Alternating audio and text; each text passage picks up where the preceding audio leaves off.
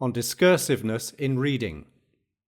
Judging by what you write me and by what I hear, I am forming a good opinion regarding your future. You do not run hither and thither and distract yourself by changing your abode, for such restlessness is the sign of a disordered spirit. The primary indication to my thinking of a well-ordered mind is a man's ability to remain in one place and linger in his own company. Be careful, however, lest this reading of many authors and books of every sort may tend to make you discursive and unsteady.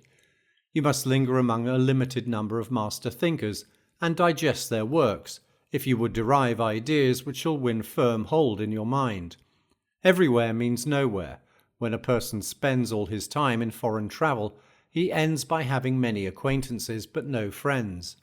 And the same thing must hold true of men who seek intimate acquaintance with no single author, but visit them all in a hasty and hurried manner. Food does no good, and is not assimilated into the body if it leaves the stomach as soon as it is eaten. Nothing hinders a cure so much as frequent change of medicine. No wound will heal when one salve is tried after another. A plant which is moved can never grow strong.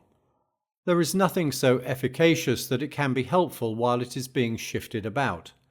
And in reading of many books is distraction. Accordingly, since you cannot read all the books which you may possess, it is enough to possess only as many books as you can read. But, you reply, I wish to dip first into one book and then into another. I tell you that it is the sign of an over-nice appetite to toy with many dishes, for when they are manifold and varied they cloy but do not nourish. So you should always read standard authors, and when you crave a change fall back upon those whom you read before.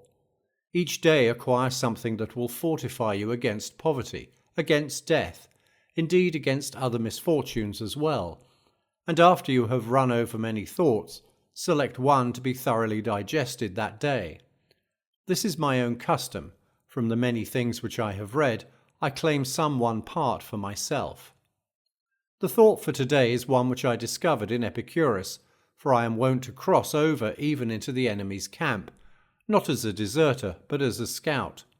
He says contented poverty is an honourable estate. Indeed, if it be contented, it is not poverty at all.